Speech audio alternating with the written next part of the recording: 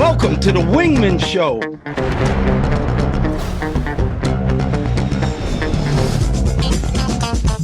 Welcome to the Wingmen Show. My name is Drew Brown, and my wingman, my man, the number one guy I know, Dr. Paul Thompson. What's up, brother?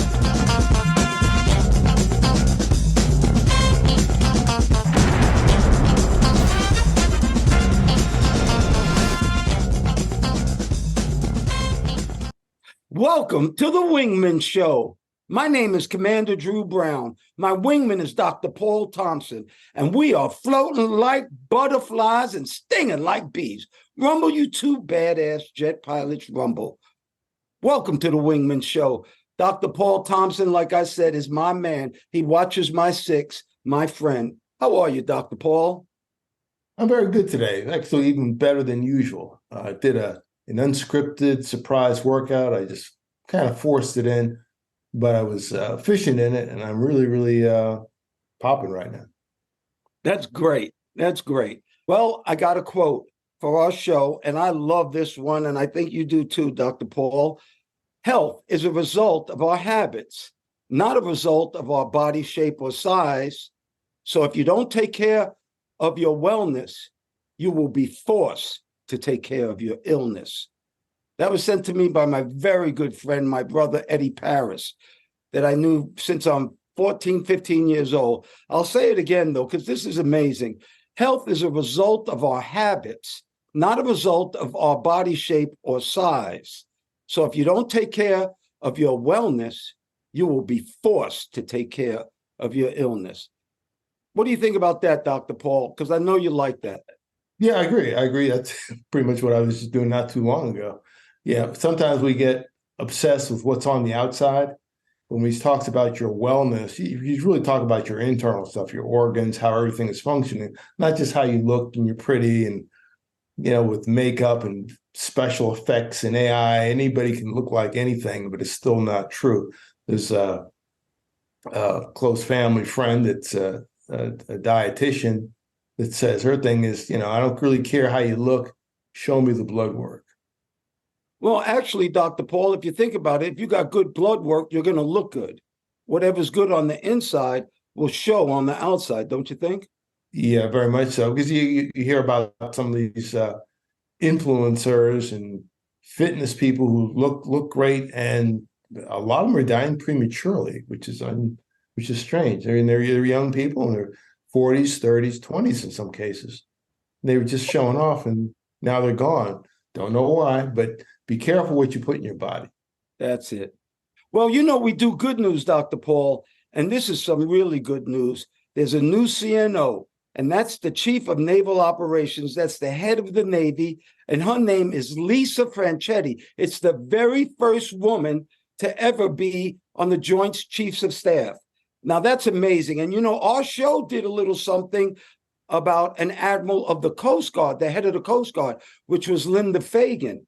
But guess what? I just read that Coast Guard is part of Homeland Security, not part of the Department of Defense. So this is the very first woman ever appointed by the president to be in the Joint Chiefs of Staff, and that's the Department of Defense, Lisa Franchetti. She also was a strike commander of a whole entire carrier group. She's a bad mamma jamma. And I'll just tell you this, Dr. Paul, I was lucky enough to be in the Pentagon a lot and hang out with these admirals. And I will tell you this, those admirals are a special breed. Well, Lisa Franchetti has been in the Navy for 38 years. She's a veteran. And I'm going to tell you something. Anybody who is picked to be CNO is a special breed. And I bet you Lisa is something else. I would love to meet her. She's been in the Navy 38 years. She's a real top gun. Yeah, if I could say, yeah, that's a long time, almost 40 years. Realize she's one of the Joint Chiefs. No, the Joint Chiefs don't have an operational command. They primarily advise the Secretary of Defense and the President and pass things down. They work for the Secretary of the Department. So no, she actually works for the Secretary of the Navy. That's the way they. Oh, wow. I had a dealing with the CNO when we were in. Admiral Trost was the CNO. And when I started speaking and going on national television, I wore a blue flight suit. I wore a gold little dickie around my neck. And I'll show you some pictures right now of how I looked. And that's not really a uniform in the Navy. But because I made the Navy look so good when I was talking to kids, the CNO allowed me to wear that blue flight suit. And I even had a FedEx patch on it. That's how good the Navy liked what I was doing. So, Admiral Trost, thank you. I got a letter from Admiral Trost that I could do that. Yeah, I used to see you on TV, and I said, "Well, that's a non-regulation flight suit, but it got a lot of attention and great publicity for everybody who was mentioned on it. You're kind of like a NASCAR race car with stuff plastered over it. So that was good. That was good. You gotta have a hook. You gotta have something different. Got to have a hook. You got to have people look at you and listen to you if you want to try to get your message across. Well, how about this one, opulence, American opulence? A 14-carat gold working toilet was stolen from Winston Churchill's birthplace. So listen to this. It's worth $6 million. They stole it. But the thing about this is it was actually in the Guggenheim Museum also in New York.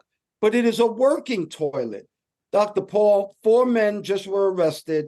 They have not found a toilet yet. Guess what? You could actually rent or pay for 3 minutes of going to the bathroom on this golden toilet. They actually sold tickets to go to the bathroom on a golden working toilet. And they said that that toilet might not be around anymore because anything looks like that, they would melt. So anyway, what about that? Stealing a toilet. And you had to pay for how much did it cost? I mean, you had to use the restroom. Huh? $6 million. Oh, how much did it cost to go take a dump? Yeah. You could do that in Paris. I had to do that a few times. You know, they had things on the street. It was very highly automated. And I think it was €2. That's right. I think it was €2. So what if they hid it on the street in Paris in one of those things there with €2 and now they can't get it because they know. Oh, you remember in Asia they used to charge you for toilet paper when you went in the bathroom. So the only way to get in the bathroom was get by this lady who was selling paper. Yeah. Sometimes I carry my own, actually. Yeah, you know, Americans need to know this. All over the world, bathroom habits are not like us. Not like us at all. You should be very happy that we have the toilets and the bathrooms that we have. Don't you think? Agreed. Agreed. If you see some of them, it's like, okay. You know, but you do what you know. What if you're not done in 3 minutes? Do you have to like keep putting change in or something? Or maybe they don't let you out. The 3-minute dump. Okay. Check out those badass jets we got behind us. So Dr. Paul has an X-15. That was an old supersonic jet spy plane, I believe. But behind me is an F-35 with an aircraft carrier behind it. So Dr. Paul and I, when we were working on this show, we started talking about it. And we found out there's this new landing system called the PLM. And it is called the Magic Carpet Ride because it will land you on the carrier automatically, which blows my mind. The scariest thing I've ever done in my life was land on an aircraft carrier at night. The first time was the scariest, and the last time was the scariest. It never got easier. These new Navy pilots don't have to learn how to actually manually fly aboard an aircraft carrier. And so Dr. Paul reminded me, I said, there are only 2 kinds of pilots in the world, ones that fly off of ships and ones that wish they could. Well, guess what? There are only 2 kinds of pilots in the world, ones that have magic carpet rides and ones that wish they had them. Because I was saying, would I have taken that magic carpet ride at night? Every single time is the answer. We talk about the X-15. People don't realize that was actually a hypersonic airplane because it set the speed record in 1967, and it went Mach like 6.5, Mach 6.7. I think it's 1967, Mach 6.7 at 102,000 feet. Those guys were actually astronauts. And the way it worked is it's a weird looking thing. They attached it underneath the B-52 and they released it. So it was already at altitude. They would release it, the rocket would fire, and the thing would go up there. But this was done many, many, many years ago. Super fast. I like this picture. But the PLM, you know what it stands for? Precision Landing Mode. And they really call the thing the Maritime Augmented Guidance with Integrated Controls for Carrier Approach and Recovery Precision Enabling Technologies. The acronym is Magic Carpet, MAGICCARPET. And it's hard for me to visualize that, but I guess the last big improvement was in the Fresnel lens to land aboard the ship. Apparently that's really, really good now. So I'm sure they probably have different modes of it. If it's not working perfectly, you probably have to know something.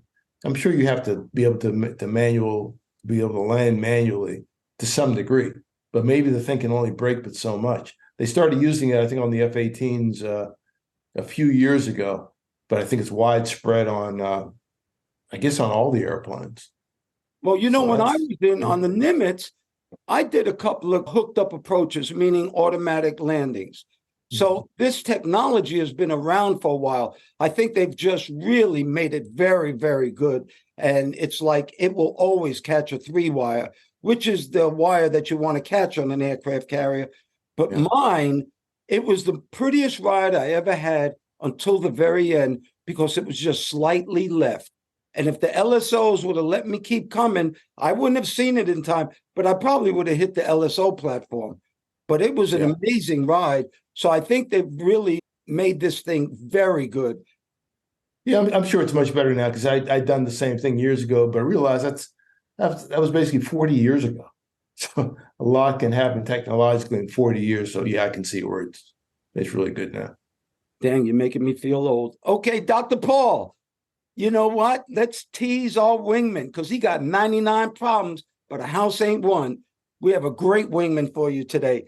And everybody out there, all our frequent flyers. Frequent flyers are the people that listen to us every week.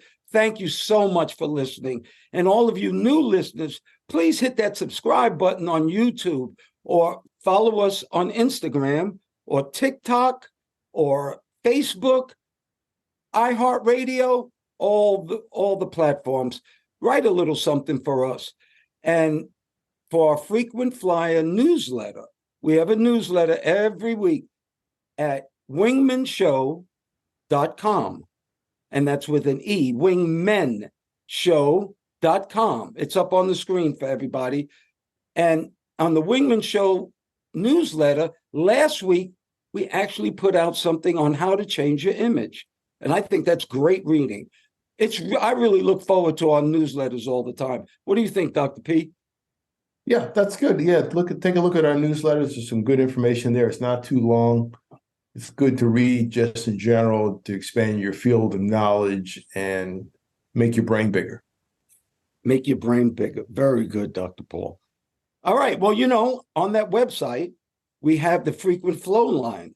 And so this week we got a really amazing letter. This guy is from Lithonia, Georgia. He's 46 years old, and he says, my wife spends too much time on social media, and it's getting worse and affecting our marriage. And it really started getting bad after the kids went away to college, and wants to know what he should do about it. Well, first thing in a marriage, I think, is communication, and not yelling at each other or telling people what to do, but figuring out a plan. And social media is affecting us all. And we're going to talk about that in a little while. But as far as a married person, talk to your wife, see if you can do other things together. Because what it is, it's just wasting time. And when people don't have anything to do, now they're picking up their phones. Well, maybe some activities with you and your wife would make that go away. But you have to be cognizant. It's a new day today. And phones are almost part of our everyday usage. What do you think, Paul? Yeah, I think, when he says that, it sounds like obviously she either has an addiction or is developing an addiction or a stronger addiction. But he said when the kids went away, especially when they went away. And I'm thinking that she probably was someone that did a lot for her children and with her children.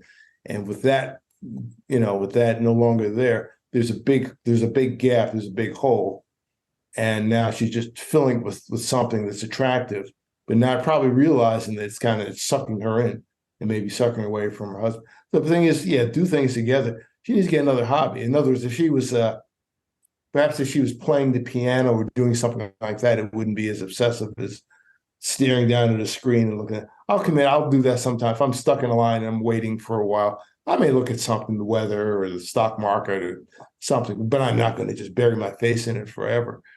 Knowing when to stop, knowing when to start. Again, we're older too. So depending on how old she is, she may be, used to, a lot of quick technology and everybody's looking for the next fix. I just saw a Senate subcommittee hearing, and they had these folks. One gentleman in particular worked for Facebook off and on for a number of years. He was a special assistant to the higher ups, and he was basically talking about the problem his daughter had with social media. This is like a high level person, and he's talking about how the destructive effects. In reality, I'm told by a good source is that the real higher ups in the social media world, they don't let their kids even do that. Mm-hmm. That's right. It's kind of like criminals that have, at least historically, that sold drugs. It was a death penalty if you used them. That's right. Well, they just started a new law. So let's talk about this social media for a second. There's a new law in Florida that is banning cell phones from schools during class time. Well, there's one school that banned it altogether. And some kids are upset, some parents are upset. But this phone and children, they're ruining the way that children learn to communicate. And that's the problem. I was always taught when you talk to somebody, you look them in the eye. We don't have that personal communication anymore. We don't look at people. We do everything by text. And what happens is these texts start making you a little bit bolder than you really are. And our children, their self-esteem is affected by what's on a phone. So if kids are writing bad about them, there's a lot of suicides in these children because they're getting bullied on the phone. Well, Dr. Paul and I don't look at social media much. We have social media because of our Wingmen show, but it doesn't take over our lives. But this is the important thing, Dr. Paul. We also didn't grow up in this era. These children have had a phone for a long, long time. They get all their information on the phone. We have to kind of start changing the way we teach kids, the way kids communicate with each other. Do you think taking away cell phones in school is proper? And the last thing is, with the safety factor, God forbid, all these shootings and everything, you might need a little emergency phone to call out. What do you think, Paul? Yeah, we're between a rock and a hard place. Yeah, you should restrict the phones.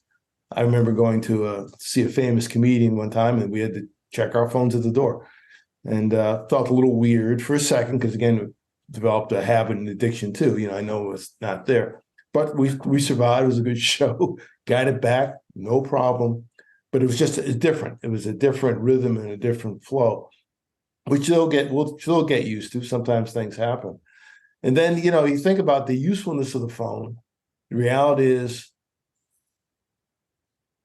people got, I think, more addicted because the pandemic made things a little bit worse, particularly for kids, because they were out of school for a while.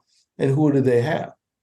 They had their phones. They had electronic communication. That was their lifeline. In addition, when they went out, they had masks on. A lot of times they had masks on. So you didn't see the facial part of a person. It's just kind of the fixed eyes. So there were a lot of little things you could see that were being missed, particularly in a young developing child at a certain point.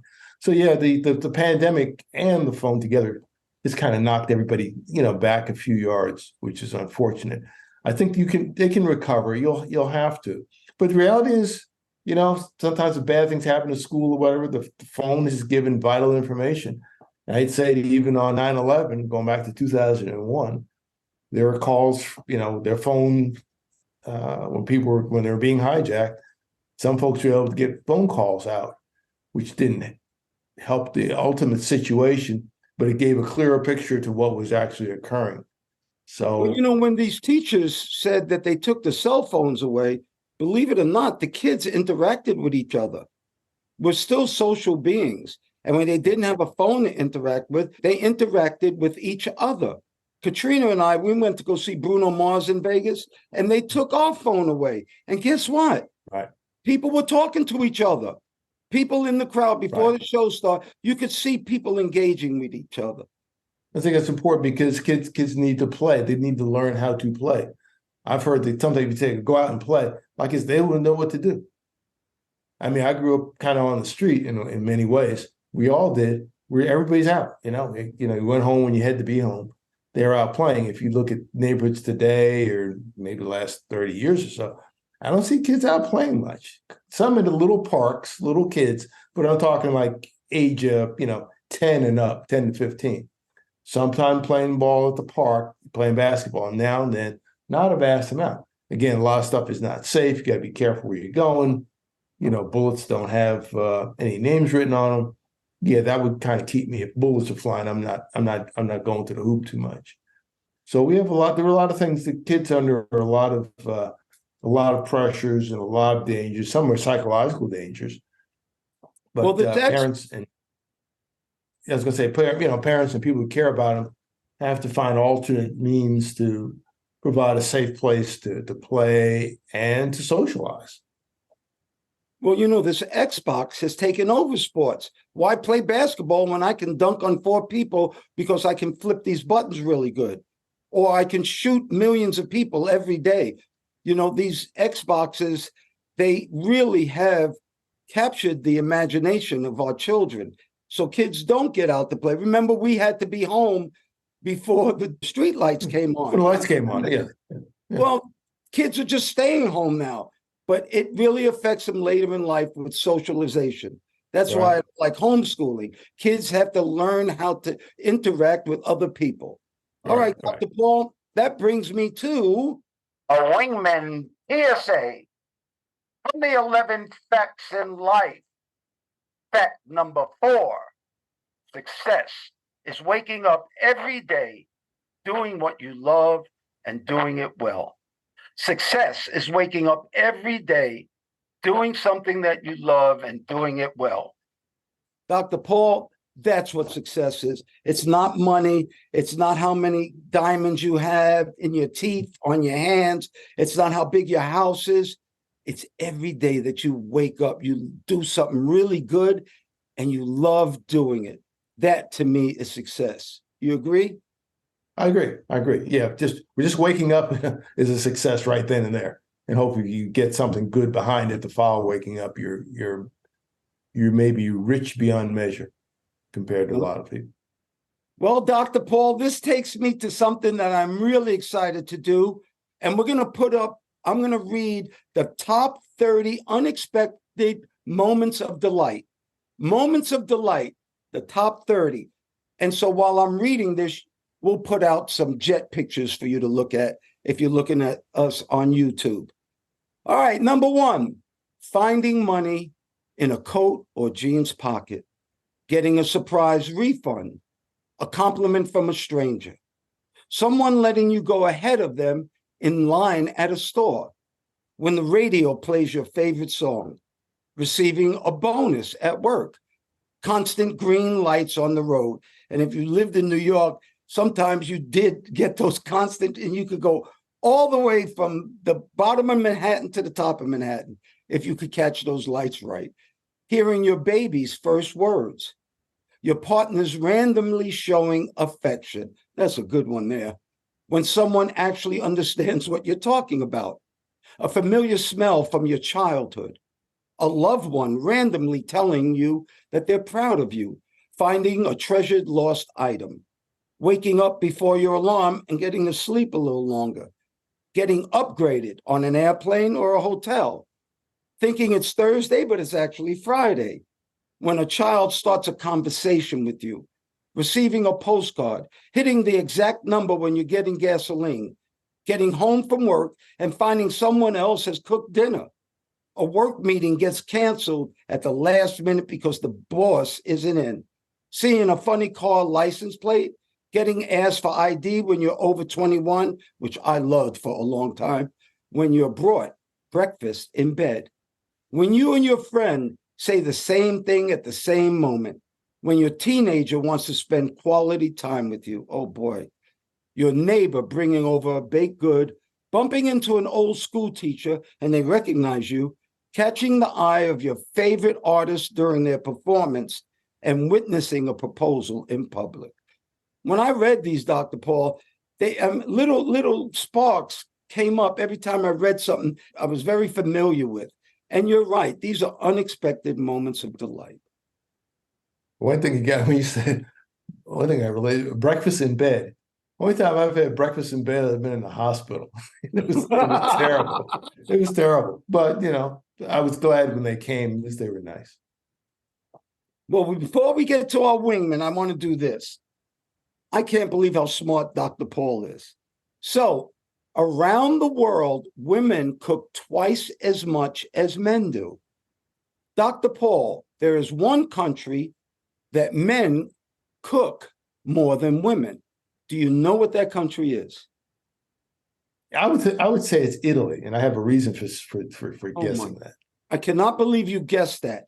Italy, men cook more than women. Tell me why you think it was Italy. That's incredible that you picked that. Because I've watched a lot of over the years a lot of mob movies, and they're always cooking. Between their organized crime wars, they're always cooking. And I had heard that too from some people I knew who were not the most solid of citizens.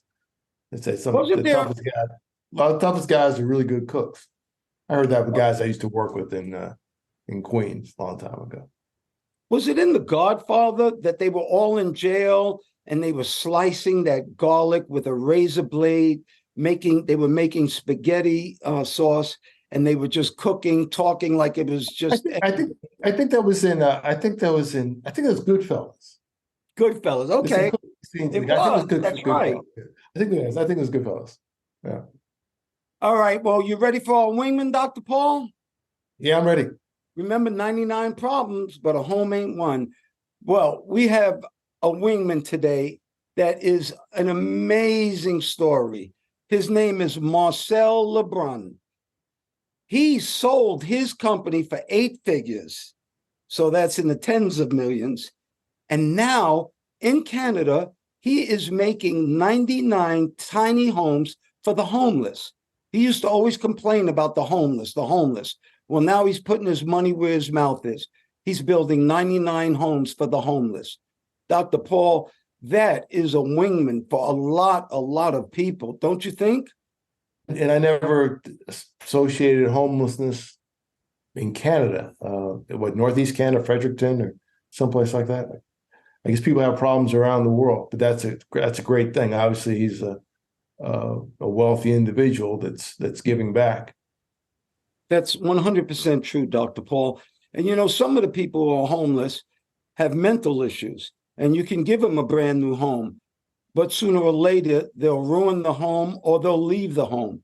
What we have to do is support these homeless people after they get one of these little tiny homes and give them something to do, give them some purpose. Once you have purpose, you can make it.